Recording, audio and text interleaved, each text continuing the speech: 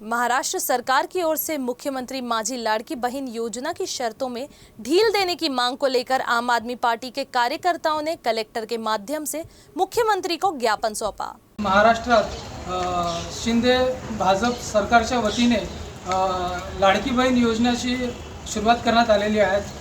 त्या योजनेत काही अटी अशी आहेत की जेणेकरून अनेक लाडकी बहीण त्या योजनेपासून वंचित राहणार आहेत, ते लाभापासून वंचित राहणार आहेत। त्याकरिता त्यातील अटी शिथिल करण्याकरिता आम आदमी पार्टीच्या वतीने आज जिल्हाधिकारी साहेबांना जिल्हाधिकारी मार्फत मुख्यमंत्र्यांना निवेदन पाठवण्यात आलेले आहे। यात लाडकी बहीण योजनेअंतर्गत वयोगट 21 वर्षापासून 16 वर्षापासून महिलांना लाभ मिळण्यात यावे व अनेक निराधार महिलांना देखील ही लाडकी बहीण योजनेचा लाभ मिळण्यात यावे व सोबतच जी यांनी शेवटी जे 31 ऑगस्टची जे नोंदणीची शेवटची डेट ठेवण्यात आलेली आहे, त्याऐवजी याची नोंदणी लाडकी बहीण योजनाकरिता नोंदणीची जे कंटिन्युटी याच्यात देण्यात यावी, जेणेकरून 31 ऑगस्ट नंतर जर कोणी लाडकी बहीण जर 21 वर्षाची होत असेल तर ती या लाभापासून वंचित नसणार।